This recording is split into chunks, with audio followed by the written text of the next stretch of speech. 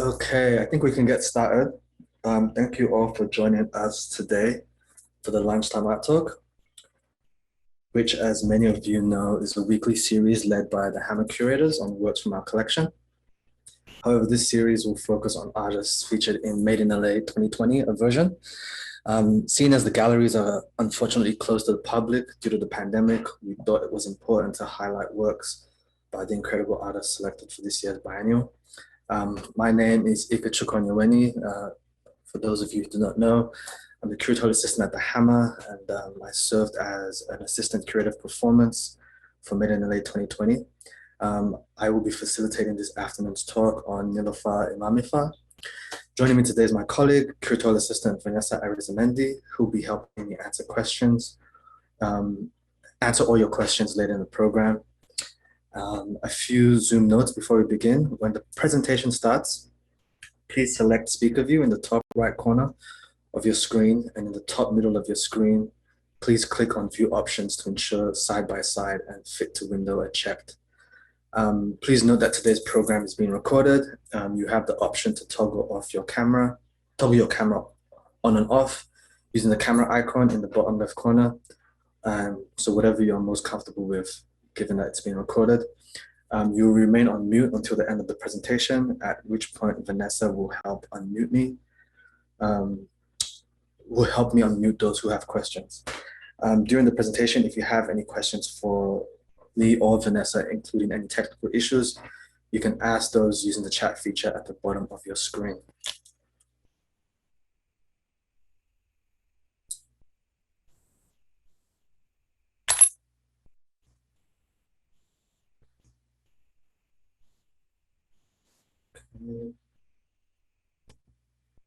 Start.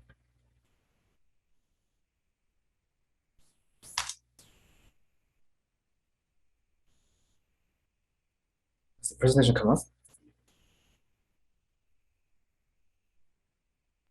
Okay. Cool. Okay, so Josephine is gonna be helping me out. Shout out to Josephine as I run through the slides. So what you're seeing here is Niloufar Emamifar's work, Nilou's work at the Huntington. And I wanted to begin here again. Made in LA is across two sites, the Hammond Museum and the Huntington Museum in Pasadena. But beginning here, looking at Niloufar's work at the Huntington is because this is the first work I encountered of hers. So there's this temporal experience to move from the Huntington to the Hammer. This is an older work that she made in 2018. But 3.5 inches, which is what this work is called, also provides a basis for understanding the new work she created for the Hammer. Broadly speaking, Niloufar's work often focuses on architecture as a means to consider contracts of ownership, notions of property, and the law in general.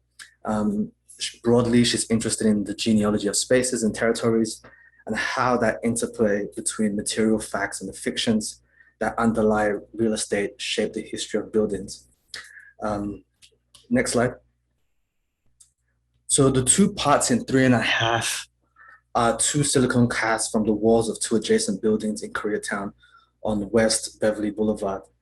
So Niloufar visited over 100 sites in Koreatown, and she was kind of like denied several times by various owners, some even aggressively. But the final walls that she chose for this work, one of them belongs to 10 Minute Oil and General Mechanic. Next slide. And as you can see, one of them belongs to 10 Minute Oil and General Mechanic, and the other wall belonged to a mechanic shop that has been now developed into housing. What's interesting is both buildings were owned by Palestinians. And I think what you're seeing here is the first iteration, or the first time it was shown at Essex Gallery in New York at an exhibition called Five Sculptures. Next slide. And this is like an aerial shot of the place in Koreatown in West Beverly Boulevard. So this was given to us from the City of Planning, Los Angeles City of Planning. And it's an image that appears in the catalog for Made in LA. So I think one thing to think about is the fact that the work at its widest is the space between the two walls of the buildings being 3.5 inches. Um, Josephine, if you can go back to the work. Um, I think as you can see from the curvature of the two casts, the space between the buildings vary.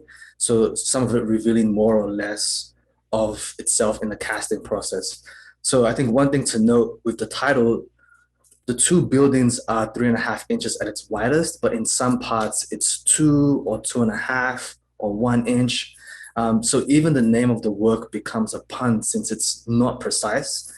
Um, this also gets at this also gets kind of mirrored in the way the work is installed, with Niloufar insisting that the works are installed in opposite walls.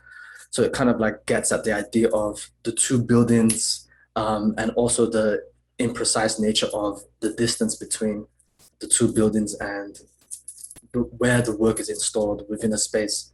I think something to consider is Niloufar left the cast overnight at this mechanic shop. And then when she came back the next day, it took 3 hours to release it. Um, as you can see from the one on the left, you can see that the silicone kind of like inadvertently peeled layers of the paint off. So you have this kind of like mark or memory or index of the past, of this building's past upon its removal. Um, next slide. Next slide. So as you can see, these are the two buildings, and Chisa Hughes, who used to work at the Hammer, went to the site to actually take a photo of the actual crevice or space where Niloufar produced this work. I think what intrigued Nilu about this site was how private properties, businesses, and the commons of a public space can exist in the same site. So this space between the buildings is technically not owned by anyone. What's interesting, in a recent Art in America piece, the art critic Emily Watlington read the work as a homage to unowned space. And while that connection is there, in a conversation with Nilu, she noted that she was also questioning how much it takes for a space to be real, and therefore for that space to be owned. I think what's interesting and why I began with this Huntington project is the site specificity of the Huntington work would also inform the work that she would execute for the Hammer. So initially, next slide. So what you're seeing here is one of the acts in the work that's on view at the Hammer called Iron Holds the Whale. Next slide. Next slide. So I guess a bit of backstory behind this project, and we can shuffle through.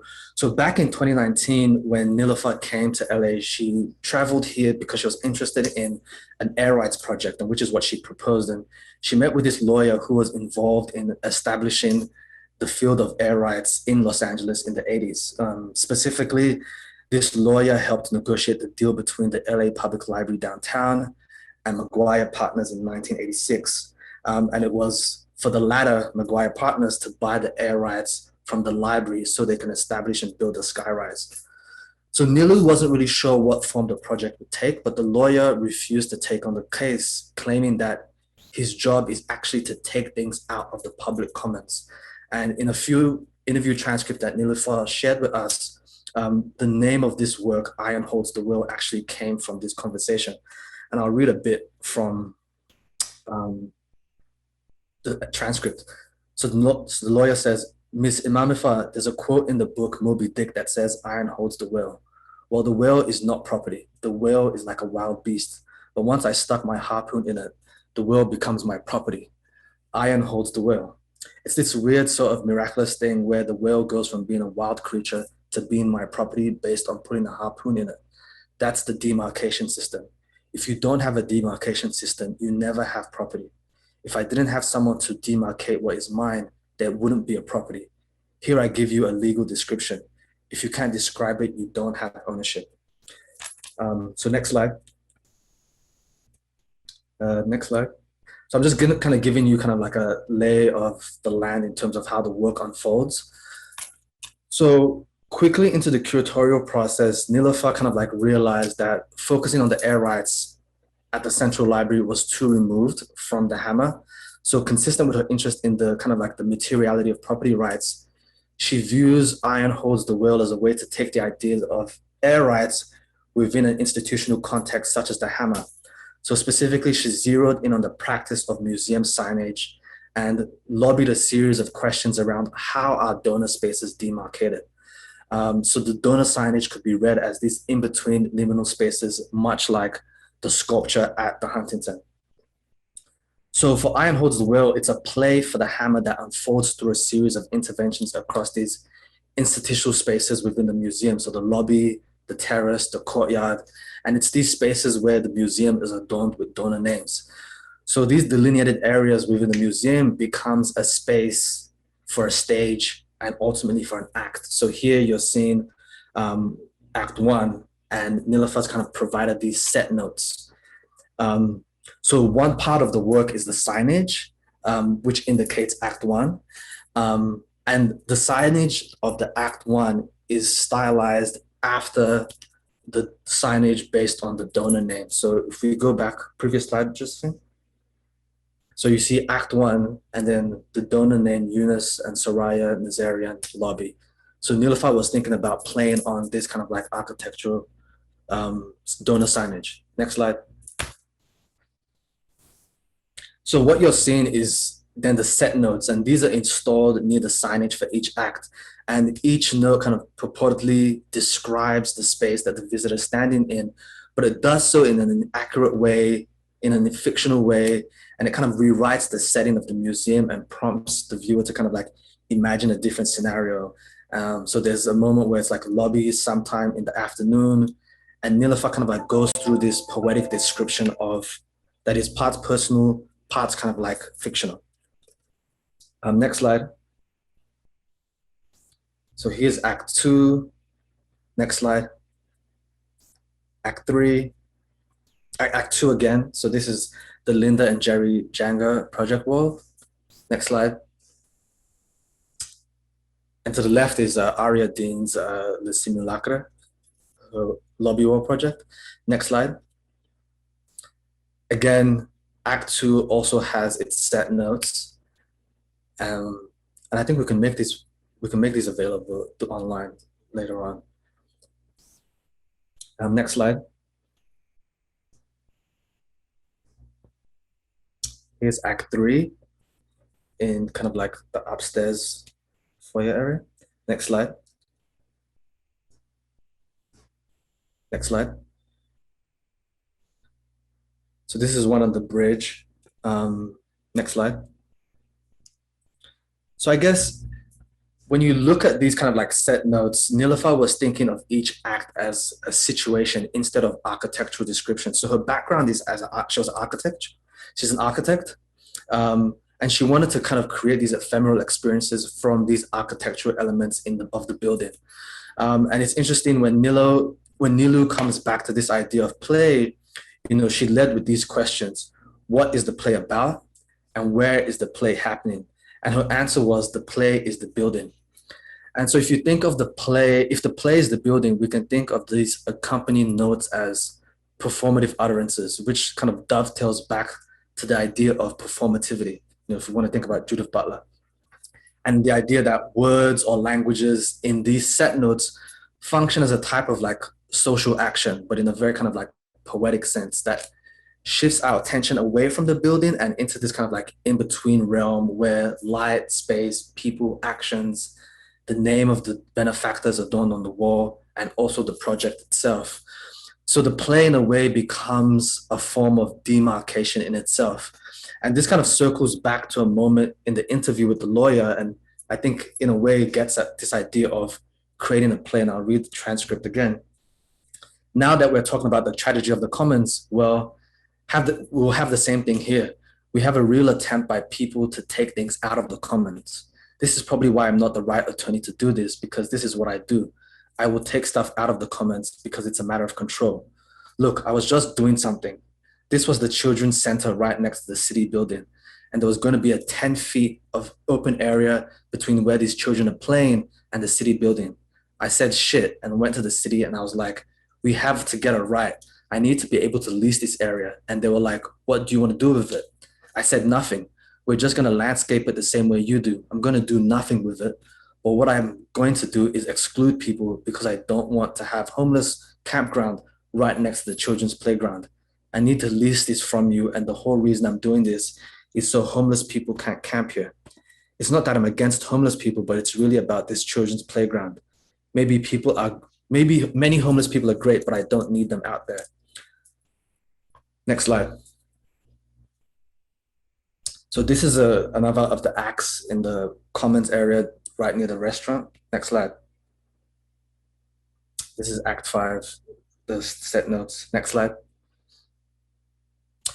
So I think to kind of like set up some precedents, an artist that comes to mind in terms of Niloufar's project, Iron Holds the Whale, is Los Angeles conceptual artist William Levitt. So Levitt was a painter who writes plays and will also build elaborate sets. These sets are often exhibited as sculptures, and the set descriptions animate the still objects into narratives. So at the time, when Levitt was creating these sets or environments, as he called them in the 70s, but he now sees them as sculptures accompanied by these scenarios that he spells out in these set descriptions. So next slide. So the prior one was like spectral analysis, the set description that Lauren Mackler, the co-curator of Made in LA, provided and published in Public Fiction, her curatorial project. And here you have that set description brought into kind of like an embodied structural form. Next slide. But I think I don't have any artwork to demonstrate. Another artist that kind of comes to mind, although he's not pictured here, is Michael Asher. And Asher had these bodies of work called airworks that reflected on the movement of air within a space or a structure. And he also had this interesting work called Michael Asher Lobby in 1983, where he secured the aesthetic control of a lobby area of the museum for 20 months. But I think when we're doing our research and talking to Nilo during the studio visits, a work that resonated with her was Maria Nordman's work, particularly her one-day contribution to the exhibition Space as Support in 1979. So Nordman turned the entire Berkeley Art Museum into an artwork on the day of the summer solstice in 1979, on June 21. So she manipulated the architecture of the building to kind of like hone in on how the sunlight hits the building. So she placed white matte vinyl adhesive on the dark concrete of the building, which kind of reflected the light back onto the space. And I think this installation for me was like an opus for Nordman's room works. So these room works that Nordman created spanned from 69 to 1979. And many of these rooms were set up within museums, but also within her studio storefronts. Next slide. So here you see the score. Again, shout out to Lauren Mackler for providing this. So you have this score, but then the work itself was kind of like the light hitting the museum building and kind of like interacting with the space and also the people moving through the space. Next slide. And then you can see here, she made sure that the skylights were opened, the electric lights were turned off, so it was just natural light, kind of like penetrating the museum and the gallery for her kind of like installation. And I think what's interesting, again, these room works that Nordman was creating during the 70s, she located them throughout her studios, storefronts, museums, and it kind of used the city and the building and the space as a conceptual premise. And, a lot of people talked about it in relation to, the post-studio or the Hollywood movie making kind of like culture of LA that was kind of like gaining momentum in the 70s and 80s. But I think next slide. And I think going back to like Act 1, you can see how Niloufar is kind of like resonating with Nordman in the way that she's thinking about how the sun hits the building and hits the lobby wall. And she's thinking about the noises that the lobby wall makes and so forth. Next slide. But I think what's kind of interesting is how this post-studio idea within Nordman gets back to Nilu in an interesting way. So here you have is a map of all the places Niloufar worked out of during her time in LA. So the 4 years in LA. So it kind of begs the question, what is the post-studio really? Next slide. And this is kind of like the zone. What's interesting about this is, Made in LA is kind of like consider this kind of like the space in between. So you have the Pasadena and the Hammer on either side of the city. And in a way, Niloufar's kind of like various studios over the 4 years as an architect kind of like speaks to this kind of like, this spread or this space in between where the various projects of Made in LA exist, like Khalil Joseph and Larry Johnson. But next slide.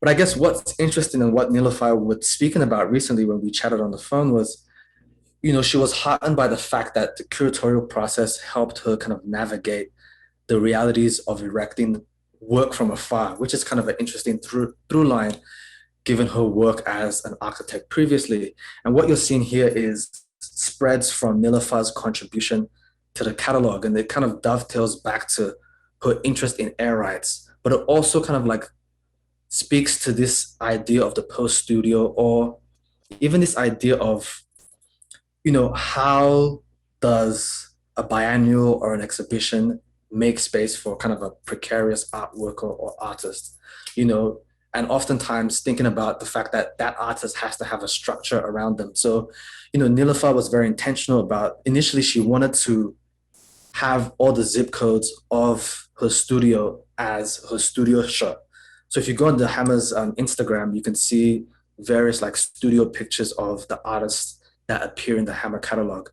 Niloufar kind of pushed back against that and said, maybe it could be the zip codes, but here she instead sent the photographer Katie Shane to just document the sky. So I kind of gets at the question of like, what does an artist need to kind of like structure their practice? And, also this idea of, again, this unfinished project that she's kind of thinking about vis-a-vis air rights. Next slide. And yeah, this was her 2 spreads of her studio, which is kind of what she's thinking about in terms of the materiality of art, air rights, space, property, and so forth. That kind of is a through line within all her projects. Next slide. So yeah, if you have questions, let me know. I see. Hi everyone, I'm Vanessa. I'm going to be helping Ike moderate the chat. So just as a reminder, if you have any questions, you can either raise your hand physically and I'll try to keep an eye out for you. You can also raise your hand using the participants button at the bottom of your Zoom screen, or you can drop it in the chat. I think I'd like to start with maybe 2 questions that I have for you. So thank you for that. It was a beautiful presentation. I kind of wanted to sort of bring it back to the Made in LA installation at the Hammer, because you started the talk with Niloufar sort of negotiating with this lawyer or trying to research with this lawyer and find out about the air rights around the public library. Are you able to talk about the process for approving this project at the Hammer, given that, there are donors involved and signage involved? Yeah. And was Niloufar a part of those conversations? Yeah, so it was interesting because I think when Niloufar proposed the project to us, she wanted the Act 1 and the signage to be kind of like proximal to one another. So Act 1, maybe semicolon, the donor's name. However, there was hesitation around the proximity of that, given the fact that, the museum allots this signage to donors. So there's always this active push from the institution of the museum to kind of like assign spaces within its walls, be it the lobby wall, gallery spaces. Recently, the uh, I think, yeah, the gallery was. So there's these various spaces within the museum that get allotted to donors based on, you know, their patronage and the funds that they give. And I think there was a concern that if Niloufar's acts are proximal to these donor signages, it could kind of dissuade donors from possibly investing in the museum and institution. So I think what we sent back to Niloufar was, either put the signage below or provide some distance or space from these kind of like donor signage so as to not like kind of like sully or make fun of the fact that Act One is beside, such and such donor. So that was kind of like the wrangling process of, how close can these acts be to the donor signage. And, in particular, I think Act One was kind of like a tug and push and pull.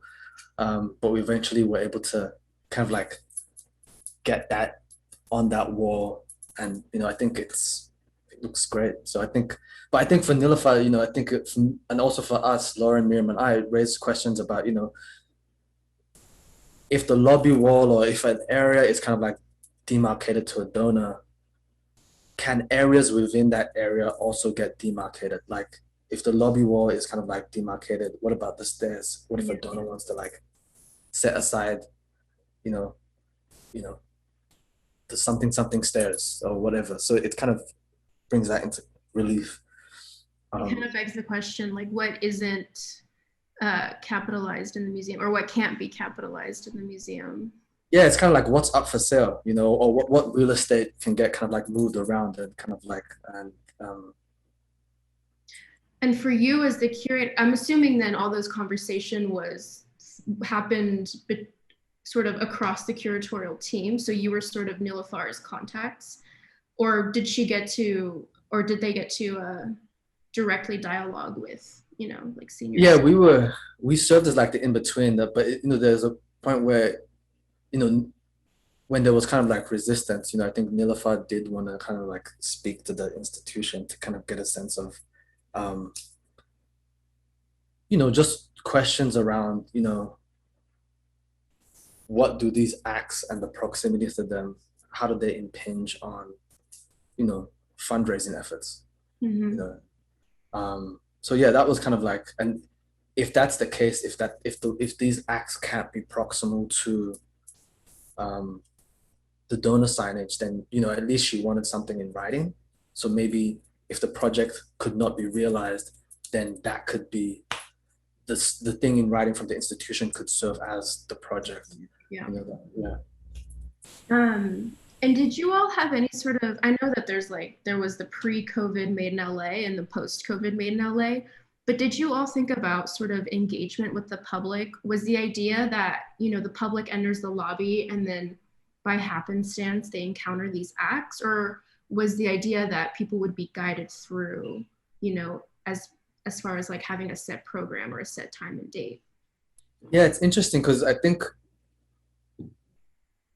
in a way, Niloufar didn't want the works to get lost. At the same time, she didn't want attention to be drawn to them. So she wanted people to kind of like happen upon them in this kind of like whimsical way. But it's possible to kind of like miss some of them. Mm-hmm. But I think what ends up happening is, say you enter through the lobby or the entrance by the restaurant, you would probably happen upon Act 5 first, and then it'll cue you to look out for the subsequent acts. So I think for Niloufar, um, she was thinking about that kind of like serendipitous encounter that one might have and the oddity of like, what is this? But then also realize that, oh, okay, there's these acts. Maybe there's something around nearby that alludes to this kind of like moment of theater. Yeah.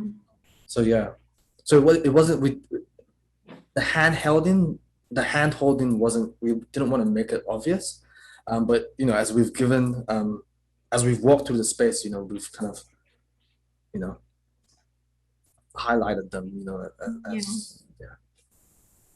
And it looks like we have from a question from a visitor, SL. I unmuted you, so hopefully. Hi, yes. Can you hear me all right? Yeah. Yeah. Great, great. So I was very interested in how, in the examples of precedents, that there was no image of Michael Asher. And knowing the centrality of Asher in Niloufar's thinking, and just in terms of the both conceptual and, in a way, formal organization of the work. I just want to know if that was a particular decision not to show an image of Asher. And I'm thinking about, obviously, the air rights, the air circulation works, but also something like Asher's work for the Museum as Muse for MoMA in, I don't know, 99 or 2000, which seemed to be very much directly related to this work. Thank you. Yeah, good question. I think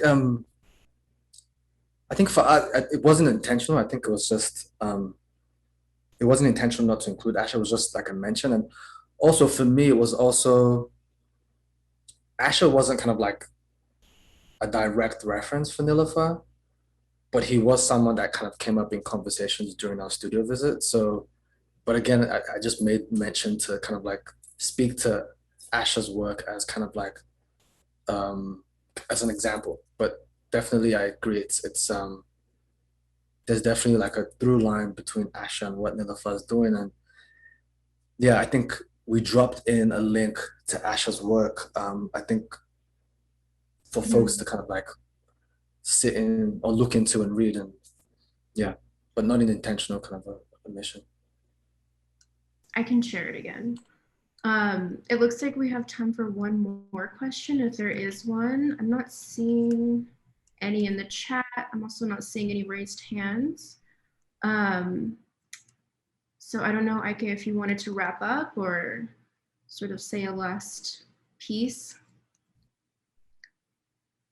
I think stay tuned. That when I was talking to Niloufar the other day, the air rights project is something that she's still very much thinking about, and I think if she was afforded more time and if the pandemic hadn't hit, um, that project could kind of like materialize. I think it just felt it wasn't apt for the Hammer, but there could be kind of like a lecture performance that comes out of that because she has done extensive work with those interviews and with that body of work to kind of think through um, the whole question of air rights and how we think about um, that as a type of property. It's interesting to think about with chatting about the way the last president kind of like acquired real estate in New York by using or manipulating this process of air rights. So if you buy one area, you can purchase and acquire air rights and then slowly kind of like buy up a region through an area of real estate by kind of like buying and bidding against air rights. So it looks like we have one more comment actually, if I'm allowed to read it, from a JT. They say, thank you for your presentation and your thoughts. And I think they're asking for you to talk more about the concept of acts that will be encountered out of time and when space / the museum, and when the acts are encountered or not encountered. I think that's the question. So yeah, I guess touching more on this idea of acts encountered out of time and sort of the asynchronicity that happens. yeah, so I think